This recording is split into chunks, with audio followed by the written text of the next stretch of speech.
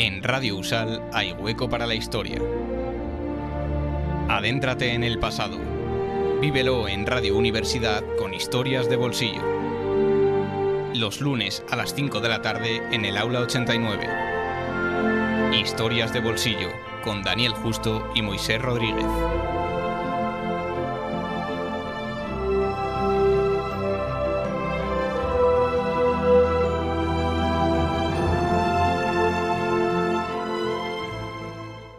Buenas tardes y bienvenidos un lunes más a Historias de Bolsillo. Nos encontramos en el programa 223 y en el día de hoy vamos a tratar un tema que, bueno, como hablábamos hace unos segundos off the record, ¿no? Que es un tema transversal y lo hablaremos a lo largo del programa de hoy. Es de las pocas cuestiones que cualquier historiador debería, en la que cualquier historiador debería reflexionar, ¿no? Sobre la que cualquier historiador debería reflexionar, que es la historia pública, los historiadores en el espacio público y, bueno, cuál es nuestra función social, si es que la tenemos, si es que consideramos que la tenemos, ¿no? Para introducir el tema de forma más coherente y ordenada, tenemos a mi compañera Sofía. Buenas tardes, Sofía. Cuéntanos un poco, bueno, pues, por qué se produce este episodio, por qué vamos a hablar de este tema y quiénes son nuestros invitados. Buenas tardes, Moy. Pues efectivamente, hoy vamos a hablar de algo que nos compete a todos y es esto de la historia pública. Pero antes de explicar a quiénes son nuestros invitados y qué es eso de la historia pública, me gustaría contaros que este programa y muchos otros que vendrán se integran en una de las actividades de transferencia que tenemos en el grupo de transferencia de conocimiento de historia en la Universidad de Salamanca. Porque como sabéis, Historias de Bolsillo es un programa que pertenece a la radio de la Universidad de Salamanca y los participantes pues somos o hemos sido parte de la universidad. Entonces, actualmente pertenecemos a un grupo de transferencia del conocimiento que persigue pues esta difusión, esta transfusión del conocimiento a la sociedad para que no todo lo que hacemos, no todo lo que publicamos, no todo lo que investigamos o enseñamos se quede dentro del mundo académico, que es algo que Historias de Bolsillo, pues como bien sabéis, quienes nos escucháis semanalmente, lleva haciendo mucho tiempo, gracias a que Moisés y Dani en una buena hora decidieron formar un podcast junto a Radio Universidad de Salamanca, pero estas actividades de grupo de transferencia nos llevan un poquito más allá. Entonces, no solo participaremos Dani, Moy y yo en estas grabaciones del grupo de transferencia, del que forman parte muchos otros historiadores e historiadoras que poco a poco iréis conociendo, sino que también pues tenemos como invitados a dos investigadores y dos profesores de la universidad y de nuestro departamento, que son Carlos Benítez, profesor especialista en Historia de Brasil Contemporáneo, y Mateo Tomasoni, que es profesor especializado en la historia de los fascismos. Así que bueno, pues este tipo de tertulias, que como digo, tienen que ver con las actividades del grupo de transferencia, las utilizaremos para charlar de cuestiones más de actualidad, más de debate, más de bueno, que interpelen a la ciudadanía, no tanto que traten de transmitir, como hemos hecho en programas anteriores, los conocimientos de los resultados de investigaciones a través de programas monográficos. Por eso, hoy, precisamente, como muy bien decías, Moy, vamos a charlar sobre historia pública. Pero antes quería dar la bienvenida a mis compañeros Mateo y Carlos. Gracias por estar aquí y gracias por contribuir vosotros también a la transferencia social del conocimiento que tanto defendemos aquí en Historias de Bolsillo. Bienvenidos y gracias. Nada, gracias a ustedes por invitarnos. Un placer estar aquí, por supuesto. Bueno, actualmente, como imagino que sabréis, estamos haciendo una videollamada por Zoom, entonces intentaremos que esta tertulia sea lo más natural posible, pero ojalá llegue un momento en que nos podamos ver todos en Salamanca y en los estudios de la radio y podamos grabar de manera mucho más cómoda y más natural. Pero bueno, como hacemos lo que podemos con lo que tenemos, que al final es lo que hacemos todos, vamos a conversar primero en esta primera fase del programa, esperemos que no nos alarguemos mucho, sobre qué es eso de la historia pública y qué es eso de hacer historia desde arriba, bueno, es lo que se ha hecho en España siempre, o una historia hecha de forma participativa con la sociedad, como proponen las nuevas tendencias de la historia pública. Entonces, bueno, para sembrar un poco el terreno sobre esto de la historia pública, cuéntanos, Mateo, ¿qué es eso de la historia desde arriba y qué ejemplo nos puedes dar y qué problemas tiene la historia desde arriba y por qué la llamamos desde arriba?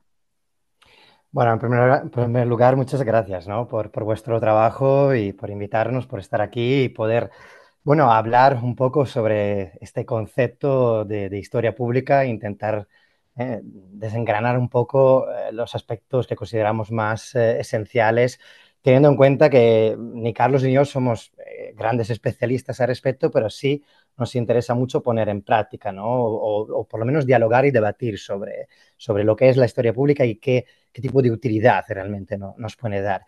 Bueno, cuando hablamos de historia pública, podríamos decir, para dar una definición un poquito así rápida y sencilla, estaríamos hablando de un tipo de historia que se hace preferentemente fuera del ámbito académico, fuera del ámbito escolar incluso, ¿no? Y de hecho lo estamos haciendo ahora con la realización de este podcast, ¿no? Porque al final ese producto que estamos creando está dirigido no solo a un público especializado, sino que a cualquier persona que le pueda interesar realmente, ¿no? Esas cuestiones. La historia pública se diferencia por su parte de lo que tradicionalmente llamamos de la historia desde arriba. O sea, una historia que sustancialmente viene impuesta más bien por la academia y que sustancialmente implica un proceso de análisis histórico que se mueve estrictamente dentro de un ámbito propiamente universitario, propiamente académico, institucional. Y nosotros creemos firmemente, quizá porque somos también una generación de historiadores como más jóvenes, pero bueno, esto en realidad de la edad no tiene tampoco mucho que ver con esto, pues creemos también que en realidad se puede romper, ¿no? Este esquema. Y la historia pública puede ser realmente una clave de lectura que nos permita salir un poco de la academia y proponernos hacia afuera. ¿Por qué? Porque hay mucho interés de hablar de historia y también escuchar a los historiadores lo que podemos decir. Claro, eso ya veremos luego, pues hay que decir, hay que interpretarlo, hay que ver cómo lo podemos hacer. Bueno, por mi parte, decir, y complementando un poco lo que ha dicho Mateo, la historia pública realmente es una rama de la historia que es un poco confusa. Tengo amigos que llevan más de una década haciendo historia pública y aún no sabrían cómo dar una definición exacta de lo que es y cómo se aplica.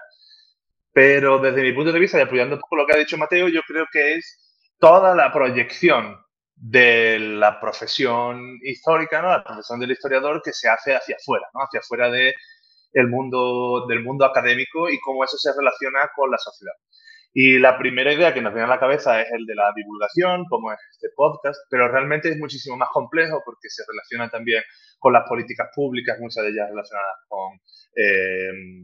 con los museos, con la puesta en valor del patrimonio, ya que muchas veces cómo y dónde se hace un museo es una elección política, la forma en la que se abordan los discursos que se reflejan en esos museos, a la hora de valorar y poner en valor, ¿no? Y tipos diferentes de patrimonio, pero también el acceso a los archivos y cómo se entienden esos archivos, la información en general. Entonces, como vemos, bueno, y la arena pública, que también sí eso es un tema que podemos hablar, ¿no? El debate público, la polarización política, etcétera, ¿no? El uso político del pasado. Entonces, hay una cuestión ahí que es bastante amplia, que encima hay historiadores que se dedican a la historia pública especializándose en cada una de esas cosas. No significa que una persona que se interese por la historia pública toque todas esas ramas, pero que en fin de cuentas haga saber al historiador que forma parte de la sociedad, que su trabajo, o sea, que su profesión forma parte de una sociedad que no está de, sacada de ella, ¿no? Como puedo decir, aislada de esa sociedad. Y esto puede parecer una tontería. O sea, es decir, obvio, ¿no? Somos gente que forma parte de una sociedad. Pues no es tan obvio. Y de ahí vuestra primera pregunta. ¿Qué es la historia desde arriba? La historia desde arriba es la que se ha hecho siempre. Todos sabemos que la historia como disciplina, porque desde siempre ha sido una subdisciplina, pero desde que se inventa como disciplina aparte, por un lado se hace para apoyar discursos nacionalistas y por otro lado se hace para crear una especie de corpus ideológico que apoye esa identidad nacional y que se aplique en las escuelas públicas, etcétera. Ya luego, con el paso del tiempo, los historiadores crearon métodos de investigación, ¿no?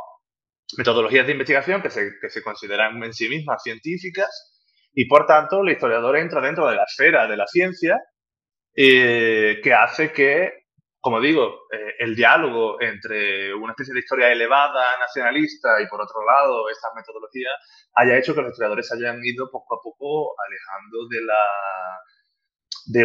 su profesión, la han ido alejando de la realidad social, ¿no? Que ellos han considerado y que todavía hoy en día está presentísimo, ¿eh? No, no, esto parece que estoy aquí hablando de hace 50 siglos, pero esto sigue pasando hoy en día. La idea de que abrir nuestra profesión a lo público es rebajarlo, es perder rigor, es perder metodología, es entrar en la memoria, porque los historiadores, sobre todo los historiadores del tiempo más presente, pero están siempre aterrados porque la historia se convierta de pronto en memoria y deje de ser científica, ¿no? Eh, y un poco la historia pública creo que lo que intenta es desdramatizar ese trauma. Yo quiero, si me lo permitís, quiero enfatizar en las ideas que estáis diciendo, ¿no? Al final, de lo que se trata, yo creo que es el debate entre la conciencia de que existe cierta desconexión entre la universidad o los académicos y la sociedad, ¿no? Al final, bueno, nosotros que llevamos ya esta es la octava temporada con el programa de radio, ¿no? Cuando empezamos el programa me acuerdo que Dani y yo teníamos la duda de, bueno, ¿y qué van a responder nuestros colegas? ¿Van a querer participar? ¿No van a querer participar? Porque siempre teníamos la idea de que el historiador no quiere salir de lo académico. Es verdad que este programa no es especialmente divulgativo o no es romper esa barrera académica, porque al final está vinculado a una universidad y por lo tanto no está desvinculado de la academia. Pero bueno, es un pasito, ¿no? Y nos llevamos la sorpresa de que normalmente en un 95-97% de las veces los investigadores con los que hemos contactado han dicho que sí, que están encantados de participar porque es su forma de transmitir el conocimiento a un público desconocido, ¿no? Para ellos incluso, porque muchas veces lo hablábamos off the record hace unas semanas, ¿no? En el mes de agosto tuvimos más de 11.000 escuchas de programas de radio y en el mes de agosto es un mes en el que no hay programas de radio. Normalmente es el mes más apagado, digamos, del programa porque no hay programa. Entonces, bueno, todo el tema de los algoritmos no promociona nuestras publicaciones, ¿no? Lógicamente. Y yo creo que esa desconexión, que es evidente que existía y sigue existiendo en muchos aspectos, no tanto necesariamente porque la gente, digamos, los historiadores veteranos estén en contra, hablo de historiadores en este caso, que es lo que nos interesa, ¿no? Estén en contra de esto, sino porque estas semanas atrás, en un congreso que hubo en Salamanca, estuvimos conversando sobre esta cuestión de por qué los científicos sí lo hacen, por qué los científicos de laboratorio sí tienen más predisposición a ser conscientes de la necesidad de ir a bares a hablar del pint of science o cosas de estas, ¿no? Y por qué a nosotros nos cuesta. Y yo creo que tiene que ver también con el propio uso del lenguaje de la materia que trabajamos. Ellos utilizan un lenguaje que es totalmente incomprensible por el público, normalmente. Y nosotros, nuestro lenguaje sí es comprensible, pero nosotros lo hacemos incomprensible al no querer transmitirlo de forma más sencilla o simple, ¿no? Que es el debate famoso entre la rigurosidad y la simplicidad del mensaje del historiador, que los historiadores somos aburridos y por eso nuestros oyentes se pueden aburrir de nosotros incluso con este programa. Y yo creo que la historia pública al final no deja de ser, en el caso de España, que es donde estamos todos, digamos, viviendo o trabajando, es una cuestión de democratización del conocimiento. Al final vivimos de fondos públicos, por lo tanto deberíamos sentir ese peso de que todo lo que estamos recibiendo mensualmente, parte de nuestro trabajo también debe ser dársela a la sociedad, no solo a través de ser buenos docentes, que muchos deberían aprender a hacerlo, sino también a través de ser, digamos, más cercanos con la sociedad, digamos, salir de la universidad, ¿no? Es un poco el debate que estamos teniendo hoy, que vamos a tener hoy a lo largo del día y vamos a ver si avanzamos, ¿no? Claro, yo escuchándoos estaba pensando en que la historia pública, para aclarar el concepto, no significa, o corregidme si me equivoco, que cualquier persona pueda hacer historia, sino que la historia pueda ser accesible a cualquier persona. ¿Es así?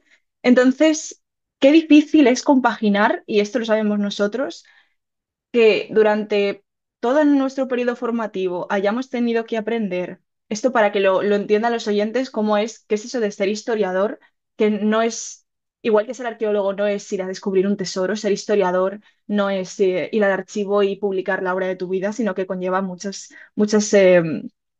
procedimientos metodológicos. Pero bueno, el caso es que ser historiador implica aprender un oficio, implica saber todas las fuentes, e implica saber conocer de manera científica qué se ha escrito y qué se puede aportar. Entonces, ¿cómo podemos nosotros, esto os lo pregunto, cómo podemos nosotros tratar de salir de esa educación científica, esa educación metodológica que hemos tenido a lo largo de nuestros años, vosotros más que yo, em, para aprender el oficio y ser lo más científicos y lo más objetivos dentro de que la objetividad ya sabemos que en ciencias sociales no existe, posibles, con transmitir el conocimiento de manera sencilla, abandonando las citas, abandonando las notas al pie de página, abandonando los debates teóricos que hay previos a nuestra investigación y directamente yendo a contar los resultados sabiendo que la historia no es un relato único, que es un poco lo que entiendo que trata de demostrar la historia pública, que no es un relato único desde arriba, fijo, estable, esencial y unívoco, sino que cualquier persona o que la historia va cambiando en función de los intereses de la época. Entonces, ¿cómo resolveríais este problema entre nuestro aprendizaje metodológico y teórico y tratar de bajarnos de esa torre de marfil que muchas veces decimos en la que estamos para explicarle a mi abuela o a mi tío qué es lo que estamos haciendo y por qué es importante para la sociedad? Porque si queréis después entramos en el tema de la relevancia de los temas de investigación y si tenemos que tendríamos que adaptarnos a los intereses sociales en vez de investigar lo que, digamos, a cada uno nos interesa. ¿Cuántas cosas, eh? ¿Quién quiere que te responda? Venga, Carlos, tú. Carlos, Yo que creo que habéis abierto como 1000 melones. Entonces, no sé cuál escoger. ¿De qué te Personalmente apetece? creo que hay una cuestión importante que he dicho antes y que a lo mejor se está obviando. La historia pública no es necesaria y exclusivamente divulgar la historia, Ujú. ¿vale? Hay muchos aspectos. Por ejemplo, eh, hacer un trabajo participativo en un pueblo del norte de Aragón para encontrar las personas represaliadas por el franquismo es historia pública, ¿vale? Y es una forma participativa de hacer historia. Pero con respecto a lo que pregunta Sofía, a mí personalmente creo que hay que dejar siempre muy claro, como historiadores, que la historia es, por desgracia, una disciplina muy mal interpretable en todo momento. La gente se cree que la historia es como opinión, que la historia es relato. Vivo en Salamanca, un sitio bastante conservador y tradicionalista, y cada vez que llega esta época del año, que todos sabemos lo que pasa dentro de una semana, siempre pues, en espacios tipo como el peluquero, el gimnasio, etcétera, me preguntan, bueno, Carlos, ¿y tú como historiador de América qué piensas? ¿Que los españoles fueron malos o fueron buenos en América? ¿No? Y yo, pero es que eso no es historia. Eso es una especie de opinión sobre un relato y si, ¿me entiendes? Cuando tú ya pones una especie de intencionalidad política a la historia, eso no es historia. No, eso ya es otra cosa. Y nosotros tenemos que dejar claro todo el tiempo, como bien has dicho, Sofía, que existe una metodología, que existen unas fuentes y que la historia, como hoy en día, es compleja. Es como si yo hoy en día te digo, bueno, los israelíes son buenos o malos. Bueno, eso yo creo que todo el mundo estamos un poco de acuerdo, ¿no? Pero es bastante complejo y se corresponden a dinámicas, etcétera, de la época, relaciones que entendemos a partir de las fuentes. Entonces, las fuentes dicen esto. Yo siempre lo digo cuando me hacen esa pregunta. ¿Tú qué piensas? ¿Que los españoles fueron buenos o malos? Digo, primero, una pregunta que no tiene sentido ninguno. Y segundo, yo te puedo decir lo que dicen las fuentes, el consenso que hay actualmente en la historiografía. Pero ¿sabes lo que pasa? Que cuando les digo eso, me dice, este tío es rarísimo. Pero ¿qué está diciendo? No me interesa lo que estás diciendo. ¿Qué cosa más aburrida? Le digo, es que la historia es eso, ¿no? Entonces, yo creo que como historiadores tenemos que poner esos límites, porque si no se banaliza de una forma bastante absurda. ¿Cómo salimos nosotros de nuestra torre de marfil? Creo que es una pregunta complejísima y que cada historiador te va a responder una cosa completamente diferente. Hay mucha gente que piensa mal y que tenemos que quedarnos en la facultad y enseñarle a nuestros alumnos. Por ejemplo, este podcast que ustedes tenéis, creéis que es divulgación, pero se mantiene a un cierto nivel alto. A un nivel alto. Yo he escuchado varios programas vuestros que me han resultado difíciles acabarlos, ¿no? Porque son un nivel alto de especialización, ¿no? Pero en mi parte es admitir que la historia es política en sí misma, que formamos parte de una sociedad además que hacia donde vamos, y en esto Mateo nos puede hablar mejor como experto en fascismos, se está polarizando en los extremos enormes y cada vez más es más generalizado el uso político del pasado y que tenemos que tomar conciencia de eso y entrar. O sea, yo creo que hay una exigencia ética. Como hay una exigencia ética de un médico que no puede dejar morir a una persona que se encuentra en un restaurante, yo creo que hay una exigencia ética al historiador de saber que cuando se está haciendo un uso burdo de la historia, decir, esto no funciona así, ¿no? Pero como digo, eso es un aspecto muy concreto de la historia y donde normalmente nos quedamos en ese laberinto. Creo que es bastante más complejo. Perdonad, que suelo hablar mucho. Bueno, yo quería también añadir algunas cuestiones porque coincido plenamente con lo que está diciendo Carlos y, por supuesto, con lo que se ha comentado previamente.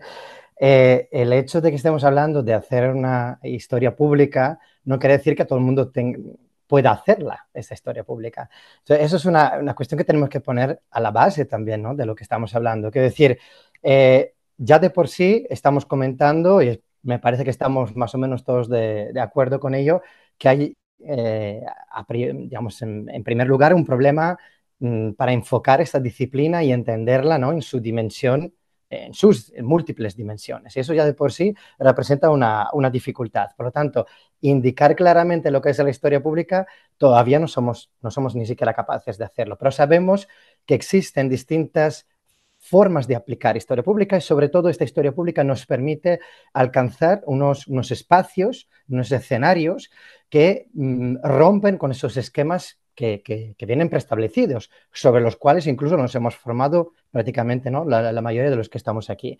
Entonces, lo que quiero decir es fundamentalmente que lo que también tenemos que cuidar mucho en ese sentido, porque es verdad que aquí hemos abierto, ¿no?, un tema de debate amplísimo y no sé si voy a recoger todo lo que estaba preguntando Sofía, pero bueno, tenemos tiempo, así que no pasa nada.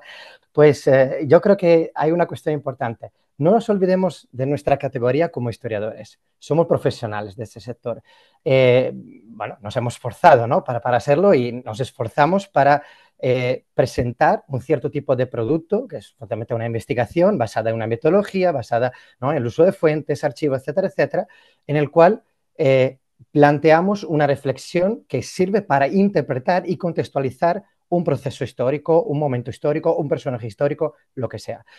Ahora, ese trabajo que nosotros hacemos tiene una ventaja, y eso lo decía muy bien Moisés antes. Nosotros tenemos un lenguaje que no es tan complejo como el de un científico, un físico, un químico, etc. Nosotros podemos llegar más fácilmente a todo el mundo.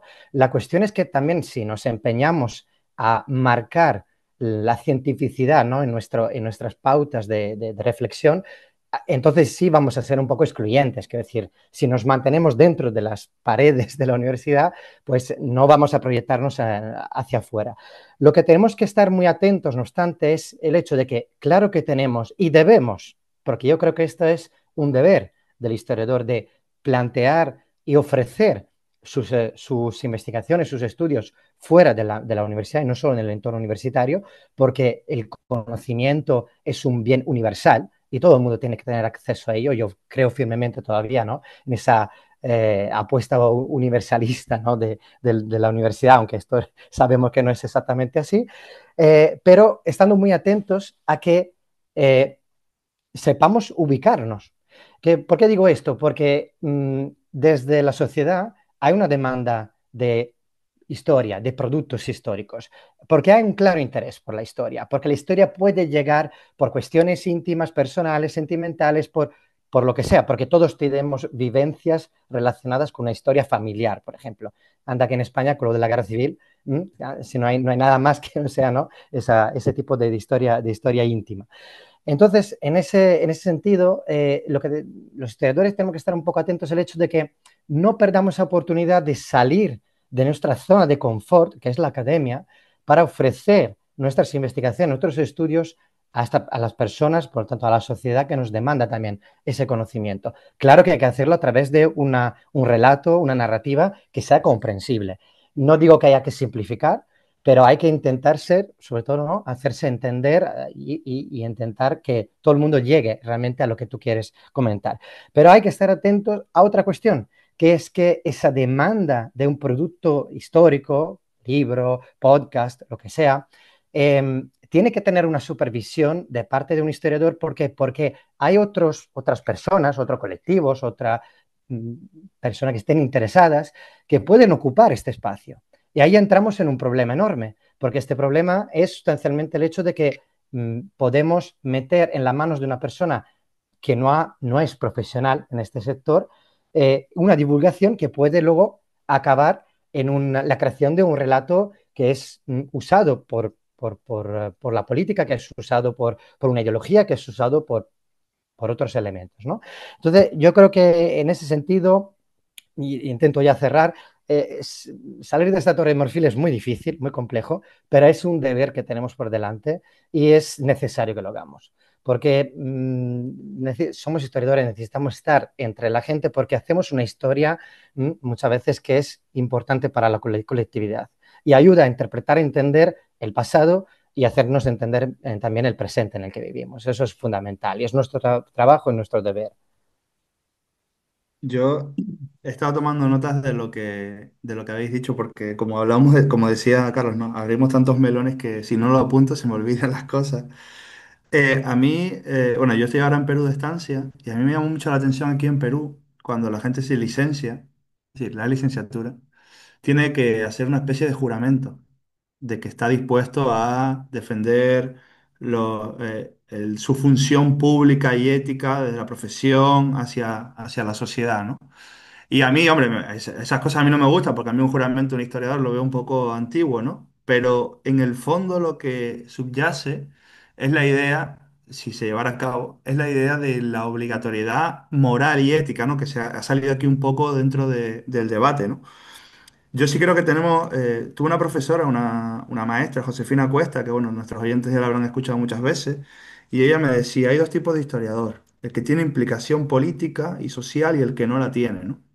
Los dos son igualmente válidos, decía ella, ¿no? Pero uno tiene que saber en qué posición quiere estar. Si quiere ser una persona de la academia para adentro, es decir, de las puertas de la universidad para adentro, está en su derecho, nadie le puede obligar a lo contrario. Otra cosa es, cada uno con sus valores ético-morales. Y después está el historiador comprometido con la historia, con la política, con la sociedad, que en mayor o menor medida es interesante, pero que corre el riesgo también, y aquí lanzo ya también por si queremos hablar en el futuro de esta cuestión, se corre el riesgo de el exceso de influencia de la ideología en su análisis. Pero eso es un tema que si queréis hablamos más adelante, si es que es necesario, no. Es un debate que no vamos a salir nunca, pero bueno, está ahí. Luego yo creo que con respecto a la historia y los científicos, que saqué yo el tema de que los científicos tienen un lenguaje muy complejo, pero los científicos tienen algo que nosotros no tenemos y son unos resultados concretos, positivos o negativos, pero son más o menos concretos, ¿no? Yo que tengo la suerte de tener muchísimos amigos en el ámbito de las ciencias, pues los que están trabajando la proteína tal para saber si este producto, si esta proteína es causante del Alzheimer o esto puede mejorar el Alzheimer o el cáncer hepático, ellos pueden llegar a la conclusión concreta y específica de algo. Lo que tienen que hacer para transmitir a la sociedad es simplificar ese mensaje y dejar de hablar de péptidos, dejar de hablar de fórmulas, etcétera. Nosotros tenemos una complejidad en esto y es que si bien nuestro lenguaje es sencillo, nuestros procesos de análisis no lo son. Porque nosotros a la hora de analizar, por ejemplo, las causas de la Guerra Civil Española, podemos decir con una frase una respuesta, pero no va a ser coherente con el trabajo del historiador. Y por eso los historiadores somos para la sociedad aburridos, porque nosotros no podemos en una entrevista dar una respuesta concreta. En un tuit no podemos dar una respuesta. Podemos decirlo, sí, estupendo, pero siempre hay que matizar. Y yo me acuerdo ahora de mi director de tesis, cada vez que le entrevistan en Estados Unidos o lo que sea, siempre dice, bueno, esto es una respuesta muy compleja. Y es que todas las respuestas que demos los historiadores tienen que ser complejas porque el proceso histórico lo es.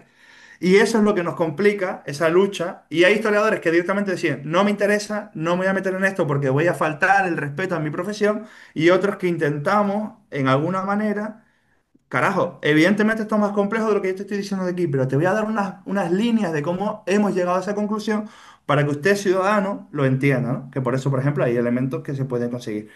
Y luego, con respecto a la zona de confort de la academia, es verdad que lo interpretamos como una zona de confort, pero también, hasta cierto punto, la Academia Española, que es de la que somos hijos más o menos todos, o la que trabajamos, no es nada confort. Es decir, no es confortable la Academia Española porque no nos permite, desde el punto de vista laboral, todo lo que estamos haciendo, este programa, es hobby, es ocio.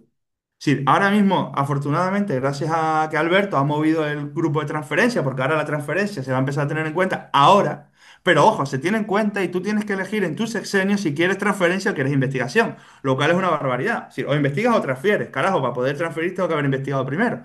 Entonces, ¿qué vas haciendo? ¿6 años una cosa, 6 años la otra? Es absurdo, pero bueno, así funciona el país. Entonces, yo creo que esa zona de confort es relativa en tanto en cuanto, si tú sigues el camino académico de investigar, publicar y dar clases, vas a poder tener una carrera profesional más o menos cómoda. Más o menos porque no es nada cómoda, hay que llegar y ustedes lo saben perfectamente, además estoy con dos ejemplos claros de personas que han tenido que lanzarse al barro para poder llegar a la universidad como profesores, ¿no? Entonces, yo creo que el sistema español no beneficia. Yo ahora que he estado en Estados Unidos tiempo y ahora estoy aquí en Perú y tengo mucha relación con Chile, con Argentina y tal, creo que hay otras academias donde la transferencia se ve con mejores ojos y que estos trabajos se ven mucho mejor. En España no. ¿Por qué? No lo sé. Eso creo que es un debate más complejo, pero en España creo que estamos muy enquilosados en la ANECA, lo que tiene, da méritos, lo que no da méritos. Nuestro programa de Radio Sofía, a mí que llevamos muchos años dirigiéndolo, no nos sirve prácticamente de nada desde el punto de vista curricular. Es patético que estemos 223 programas haciendo entrevistas a historiadores y promocionando el conocimiento histórico a una sociedad que la propia institución académica no lo cuente. Salvo que empieces a hacer subterfugio y esto lo llames programa de transferencia y a ver si cuela. Pero no está reconocido formalmente, ¿no? Y es una vergüenza que incluso a ustedes les valga más una entrevista en un programa de radio que a nosotros hacer 223 programas. O sea, yo creo que el sistema tiene que hacérselo. Mira, perdonad que estoy abriendo más melones aún, pero tenía que hacerlo. Mateo. Bueno, yo la verdad que agradezco que se abran estos melones porque es que es necesario hablar de esto. Quiero decir, además me encanta que lo hagamos en este contexto, que lo hagamos con también un poco de informalidad, porque al fin y al cabo somos todos compañeros, compañeras aquí en este entorno, hemos vivido prácticamente las mismas penurias, ¿no? Y efectivamente, quizá quiero un poquito ratificar, ¿no? Recogiendo lo que decías, Moisés, a raíz de lo que contabas ahora. La zona de confort de la universidad, claro, es una zona de confort en el sentido, yo me refería, evidentemente, de que es un lugar privilegiado en el que nosotros podemos llevar a cabo nuestras investigaciones y nos ofrecen unos instrumentos, una formación y la posibilidad realmente de ejercer como historiadores, ¿no? Y esto es mi concepto de zona de confort. Si pensamos en todo lo demás, entonces sí, estoy de acuerdo contigo en que la universidad y lamentablemente la Universidad Española, pero yo, bueno, de formación vengo de Italia y la situación es prácticamente igual, más de lo mismo o incluso peor en algunas cosas, pues, bueno, pues no facilita, ¿no? No facilita esa posibilidad de sacar nuestras investigaciones, sacar nuestro esfuerzo, nuestro trabajo fuera de lo que es estrictamente relacionado con las acreditaciones, la promoción académica, ¿no? Y todo lo que tiene que ver fundamentalmente con la burocratización. Que para mí este es uno de los grandes retos ante los cuales estamos con respecto a la implementación de una historia pública en un contexto como el español, por ejemplo. Sí que es verdad, si me permitís introducir también algunos referentes que no estamos solos en esta cruzada, por llamarla así, de alguna forma. Tomo un nombre así, un poquito de uso extraoficial. Digamos. El hecho de que, por ejemplo, historiadores como Anaclet Pons o Matilde Heroa de San Francisco, ¿de acuerdo?, hayan sido personas que ya desde hace unos años se están interesando en esas temáticas, o pensar incluso a las publicaciones, por ejemplo, de Antonio Cazorla y Adrián Schubert, si no me equivoco, ¿no? Que han hecho sobre el Public Humanities y the Spanish Civil War, la Guerra Civil Española, pues han sido, desde mi punto de vista, trabajos muy, digamos, ilustrativos con respecto a cómo se puede plantear y hacer historia pública también en España. Ahora, estas publicaciones o digamos, esos autores, al fin y al cabo, con algunos de ellos he tenido la ocasión de dialogar precisamente sobre los temas que tratamos aquí, nos dicen lo mismo que estamos diciendo nosotros. Quiero decir, la voluntad está, pero hay enormes dificultades de hacer historia pública en nuestro país. ¿Por qué? Porque no está reconocido, porque no hay ni siquiera un apoyo oficial. Bueno, no lo ha habido, un apoyo oficial hasta hace relativamente poco de parte de las instituciones, y ahora, por ejemplo, con estos grupos de transferencia de conocimiento, pues estamos empezando a intentar levantar la cabeza y mirar un poco más allá, ¿no?, de lo que es nuestra labor interna dentro de la academia. Entonces, yo en ese caso creo que hay una esperanza, porque estos otros historiadores ya han marcado el paso, pero es verdad que algunos de ellos lo han marcado teniendo en consideración sus experiencias en el extranjero, porque sobre historia pública para nosotros es algo como que parece muy novedoso y que parece que eso ha empezado antes de ayer, pero hay algunas escuelas historiográficas, como el caso de Norteamérica, creo que tú, Moisés, quizás lo conozcas mejor que nosotros, pues donde se habla desde hace mucho tiempo de historia pública. Y quiero decir, y en algunas partes de Europa esto pasa también. Entonces, yo creo que estamos llegando tarde y estamos llegando mal. Pero, bueno, quiero también romper una lanza a nuestro favor en el sentido que por lo menos estamos hablando de ello. Que no es poco, ¿eh? De verdad que no es poco. Carlos. Sí, estoy totalmente de acuerdo con lo que está comentando Mateo. Estaba un poco pensando sobre la historia pública en España, porque en España vamos mal, vamos tarde y mal, como acaba de decir Mateo, ¿no?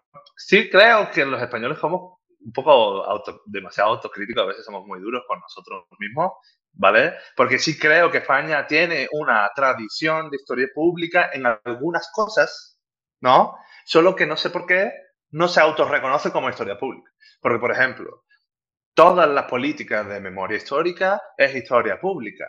Y en ellas, yo cuando estuve aquí no, porque aquí estoy en el área de Historia de América y mi relación es diferente con el mundo académico español desde que llegué a Salamanca. Pero cuando yo estaba en Santiago, estaba en el área de Historia contemporánea y allí los compañeros de Instagram, ¿no?, eran quienes llevaban todas las políticas de memoria histórica en Galicia, ¿no? Y había esa construcción del conocimiento histórico participativo con las personas de los pueblos, con los lugares represaliados, intentar acabar con los monumentos al franquismo y al mismo tiempo el reconocimiento público de las víctimas y de los procesos que generó el franquismo como tal, ¿no? Yo creo que, por ejemplo, en ese caso España, además, por lo que tengo entendido, es referencia a nivel mundial, para bien o para mal. Pero sí es verdad que España tiene un montón de traumas rarísimos que todavía no consigue abordar bien, como por ejemplo que se siga usando el término reconquista, que cada vez que lo escucho como andaluz me repatea las entrañas, o cuando hablamos sobre el pasado imperial y colonial español, ¿no? Que todavía hay gente, muchos de ellos compañeros del mundo académico, que habla que España no tuvo proyecto colonial, sino que eran estas tonterías de los virreinatos, ¿no? Entonces sí creo que tenemos mucho camino por delante. Pero reflexionando un poco sobre la historia pública, porque en España hemos tenido cierta dificultad para asumir que lo que se hace es historia pública en ciertos contextos o incluso repensarlo en sí mismo como tal, en mi caso lo relaciono mucho con cómo se hace en Brasil. Para quien no lo sepa, aquí que nos esté escuchando, yo soy brasilianista, hago historia del Brasil contemporáneo y yo me relaciono con mis compañeros españoles en otros términos, bajo otros intereses, pero cuando hablo de Brasil, yo voy a Brasil y con mis compañeros brasileños, ¿no? Y allí recuerdo además hablar con algunos de ellos y decirme, tío, he estado en España, gente que se dedica a lo mejor al fascismo en Brasil, neofascismo, etcétera, y que me decía, tío, voy a España y en España hay como una especie de apatía rarísima sobre este tema. Se trata desde un punto de vista excesivamente científico y no hay como un empuje desde la academia, un cierto como activismo político para legislar a favor de la, yo qué sé, de la apología del fascismo, de cómo se trata el fascismo en las aulas o cómo está en los espacios públicos, etcétera. Me parece todo como, no sé, a unas velocidades muy raras. Y claro, yo me pongo a pensar que yo trabajo Brasil del siglo XX y como trabajo pueblos indígenas, una de las áreas que más estudio son el de los antropólogos, ¿no? Esa especie rarísima de los antropólogos. Y a mí me interesa mucho comprobar cómo los antropólogos, como cientistas sociales, como les llaman allí, se desarrollan en Brasil. Y es que la antropología surge como una disciplina colonial en la cual los países europeos intentan entender a los pueblos que están colonizando, ¿no? A ver cómo se manejan estas tribus de pobrecitos y cuanto más sepamos sobre ellos, más posibilidades de dominio tenemos, ¿no? Y por tanto se construye en base a la alteridad que dominar. Pero, curiosísimamente, la antropología en Brasil es súper antigua. Surge en los años 20, 30, casi a la par de la antropología de Francia, por ejemplo, ¿no? Además, tiene mucha influencia de Lévi-Strauss. Bueno, desde el principio los brasileños dicen, no, nosotros queremos entender a partir de la antropología y de estudiar, por ejemplo, a los pueblos indígenas, las dinámicas que nos han llevado a la desigualdad, al expolio, a la ocupación, al desarrollismo. Entonces, desde un principio a mí me da la sensación de que en países como Brasil y yo creo que en general en América Latina, porque quien haya trabajado con gente de Argentina, por ejemplo, sabe el gran compromiso social que tienen los historiadores en ese país, es que es gente que vive con una especie de... O sea, la ontología del historiador está íntimamente relacionada con ser críticos con la sociedad que habitan, ¿no? Y yo creo que eso en España no pasa. No pasa por un lado porque somos europeos y en Europa, que somos los inventores de todas estas disciplinas, surgen bajo otras lógicas. Y también creo que el cierto retraso que percibimos está íntimamente ligado a los 40 años de franquismo que tenemos, que coparon completamente el mundo académico español con un tipo concreto de, en este caso, historiadores que tenían unos intereses muy concretos, la mayoría de ellos afines a la ideología del régimen. Me ha gustado mucho, Carlos, tu intervención porque creo que conecta con el segundo bloque que no nos va a dar tiempo de hacerlo, pero no pasa nada porque aquí podemos hacer dos partes y tres partes, las que haga falta, y es sobre la cuestión política. Claro, la gran diferencia entre el científico social y el científico experimental o, véase, físico, matemático, es que nosotros trabajamos con huellas que actualmente no, cuya presencia no se puede reproducir y cuyos resultados no se pueden reproducir, que es la gran diferencia del método científico. Entonces, ¿cómo ser objetivos o cómo ser neutros cuando nuestra disciplina mm, a veces nos impulsa a comprometernos política y socialmente? Es como una paradoja, ¿no creéis? Em, entre de todo esto que llevamos hablando en el programa. Y tú muy bien has dado dos ejemplos de dos países con historias diferentes, con un pasado diferente, que se enfrentan a su propio pasado de manera distinta y tienen una diferente concepción de la relevancia de la historia en la sociedad y en la política. Entonces, por hacer un poco acopio de todo lo que hemos hablado y por proyectar un poco hacia el futuro, cómo pensáis que podemos, digamos, mejorar esta situación y en España, pues, que los historiadores tengamos una mayor presencia pública y que nuestro trabajo sirva para interpretar nuestro pasado y para colaborar en un futuro mejor para nuestra sociedad. ¿Cómo, qué podríamos aprender de otros países y de qué manera podríamos involucrarnos sin llegar a politizarnos, y aquí vuelvo a lo que nos contaba Moisés sobre Josefina Cuesta, el historiador que está politizado o no, cómo deberíamos enfrentarnos a ello. Y en suma, ¿qué papel deberíamos jugar en el espacio público como historiadores? ¿Deberíamos participar políticamente con nuestros resultados? ¿Deberíamos quedarnos atrás, dar un paso atrás y que sean otros quienes cambien el presente, quienes eh, interpreten el pasado de forma política? ¿Acaso podemos interpretar el pasado sin contar con la política? ¿Acaso podemos dejar a un lado nuestros compromisos políticos a la hora de enfrentarnos a nuestras fuentes? Muy brevemente, si se puede responder a esto de alguna manera, Carlos, Mateo, Moisés, por supuesto, porque nos queda muy poco tiempo, pero bueno, no quería dejar de preguntaros esto, sobre todo para enlazar con el próximo programa que haremos, donde trataremos qué es eso de la divulgación, si hay distintas maneras de divulgar, si algunas son mejores o peores, y esta cuestión de la política y los historiadores en la arena política. Entonces, bueno, Mateo, por ejemplo. Vale, pues por supuesto es un tema muy complejo, ¿no? Lo que planteas aquí. Yo quizá así, de forma un poco distinto me dice un poco de empezar con una consideración fundamental. Como categoría, como historiadores también, tenemos una necesidad de ser más visibles, en cierta medida, delante de un público, digamos, variegado, y no solo delante entre nosotros o entre un público especializado. Pienso, por ejemplo, dentro de la arena política, la arena social, es decir, cuando hay debates, especialmente los debates televisados que están tan de moda, ¿no? Siguen estando tan de moda, pero bueno, ahora también las redes sociales evidentemente están abriendo otros marcos y otras oportunidades en ese sentido. Tendencialmente escuchamos a especialistas de todo tipo hablando y yo, no sé vosotros, pero yo difícilmente encuentro historiadores.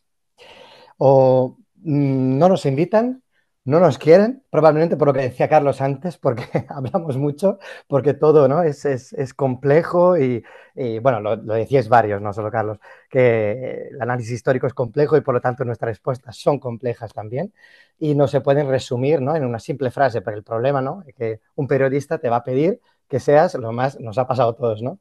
Resúmeme la Guerra Civil Española en 5 minutos y tú dices, muy bien, pues creo que no lo vamos a poder hacer. Vamos a ver, yo creo que nuestra visibilidad es muy escasa, especialmente cuando hablamos de historia pública.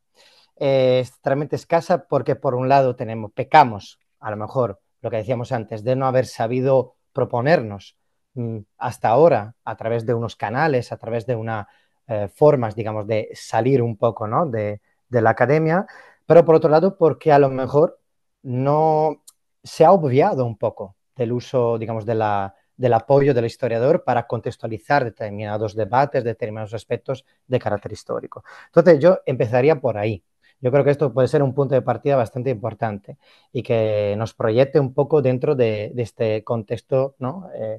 Público en el que podemos decir las cosas y sobre todo podemos también aportar datos, cuantificar, podemos efectivamente transmitir los conocimientos que alcanzamos con nuestras investigaciones. Ahora, con respecto a la arena política, que al fin y al cabo es un poco, ¿no? esa necesidad de implicarse más, ¿no? en el aspecto ideológico, en el aspecto político. Bueno, yo creo que ahí la cuestión es sobre todo el intento de parte del historiador de no perder, evidentemente, su papel y su rol de mediador científico, ¿no? En cuanto al análisis histórico.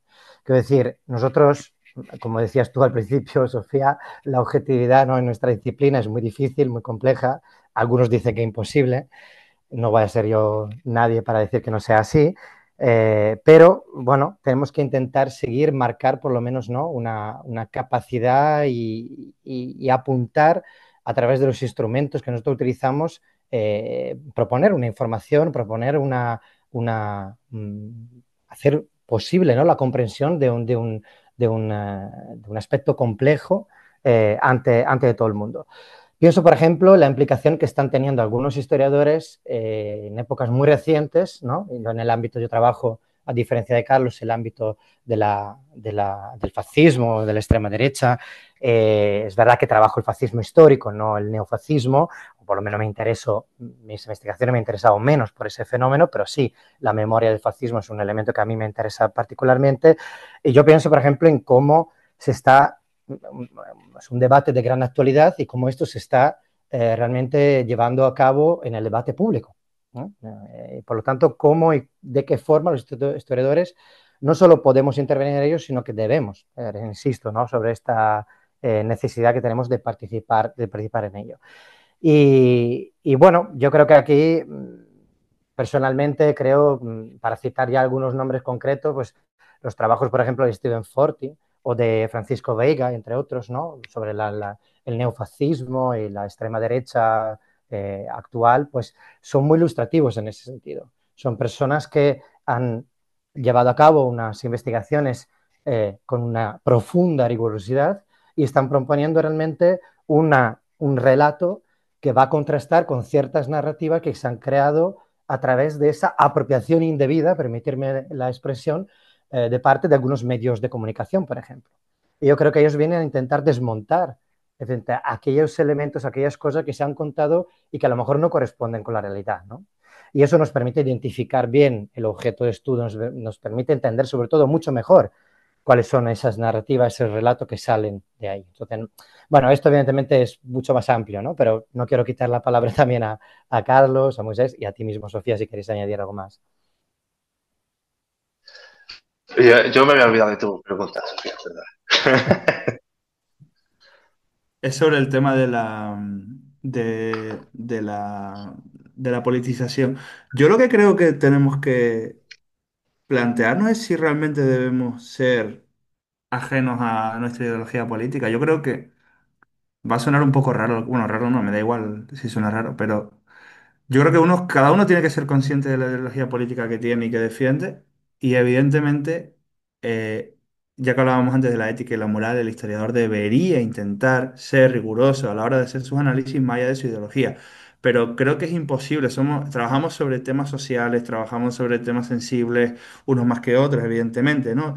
Yo creo que no es lo mismo una persona que trabaje sobre el Pleistoceno medio que una persona que trabaje sobre la Guerra Civil Española. Evidentemente, las implicaciones sociales e ideológicas son mayores porque es un acontecimiento no solo más cercano, sino que también tiene una mayor implicación en la memoria histórica y memoria colectiva de la sociedad en la que estamos, ¿no?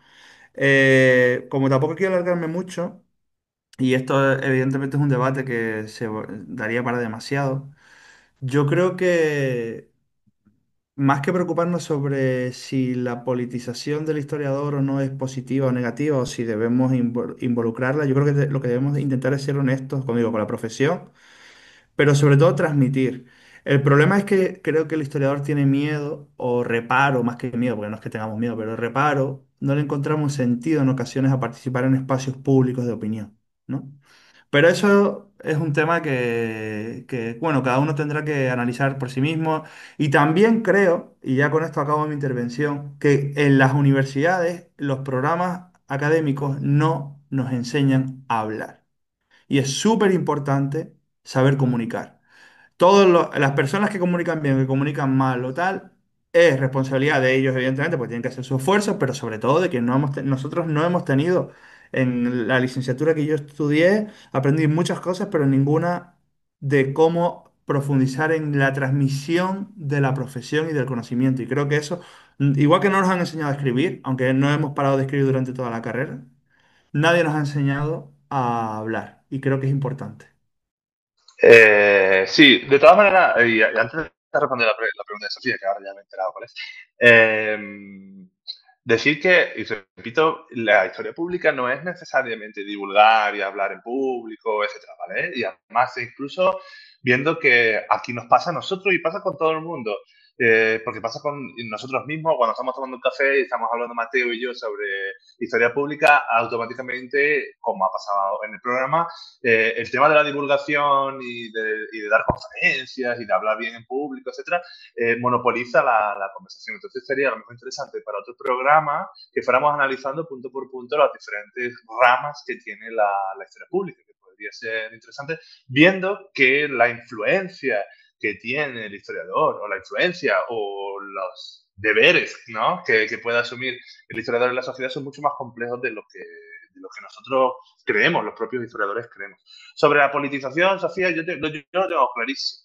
Yo lo tengo clarísimo y es un buen historiador, más allá de su ideología, es bueno cuando es riguroso y cuando es honesto. Cuando es abiertamente honesto con esto de aquí, yo lo sé bien porque he hecho esta investigación, esto no lo entiendo tanto, esto de aquí puede que tenga un bias ideológico por mi parte, etcétera, yo creo que podemos estar tranquilos. Y yo te digo desde mi perspectiva, además, no me quiero ir de aquí sin nombrarlo, porque me hace daño al corazón, pero creo que hagamos un programa dedicado solamente a él, que es a Alessandro Barbero, un historiador italiano maravilloso. Ese señor es extremadamente de izquierdas.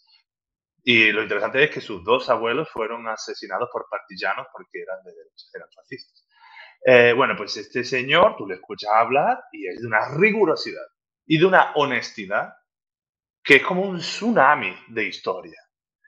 Y tú sabes que él es de izquierdas, pero tú lo que estás escuchando no tiene peros en el sentido ese, ¿no? Entonces a mí, realmente, si tú tienes en cuenta siempre estas dos cosas, la ideología importa menos, a pesar de que yo sea, por ejemplo, una persona de izquierda y crea que un cientista social tiene que tener un bias social siempre, de compromiso con la sociedad y en contra de la desigualdad, bla, bla, bla, ¿no? Pues con Alessandro Barbero y con esta reflexión que esperamos que os haya interesado a todas las personas que nos escucháis y que hayáis podido un poco entender mejor qué dificultades tenemos nosotros y qué responsabilidades también con respecto a la transferencia del conocimiento. Cerramos este programa con agradeciendo a Carlos Benítez y a Mateo Tomasoni, a mi compañero Moisés, por estar aquí con nosotros y bueno, ya nos veremos más adelante, ¿no? Porque nos han quedado muchas cosas en el tintero, ¿verdad? Totalmente. Sí, Seguramente, totalmente. vamos, contar con Sí, sí, nosotros, sí. por supuesto, porque Vamos a hacer una tenemos saga mucho, aquí. tenemos mucho de lo que hablar, desde luego. Sí, sin duda. Bueno, y a nuestros oyentes simplemente pues despedirles por el día de hoy. Espero que les haya gustado este mini debate que hemos tenido, que evidentemente ha dejado muchas aristas abiertas, lo cual es positivo. En 1 hora o 50 minutos es totalmente imposible manejar tanta opinión interesante y sobre todo tantos debates internos que uno tiene cuando está realizando esta profesión. Y simplemente recordaros que tenéis tanto este programa como los anteriores en la plataforma de iVoox, en la página web de la radio, en Spotify, en la propia web de nuestro programa. Y que, bueno, en historiasdebolsillo@usal.es podéis enviarnos sugerencias, propuestas, temas que queréis que tratemos o vuestras opiniones que las escucharemos, las leeremos en este caso con mucha atención. Sin quitaros más tiempo, muchas gracias y hasta la semana que viene.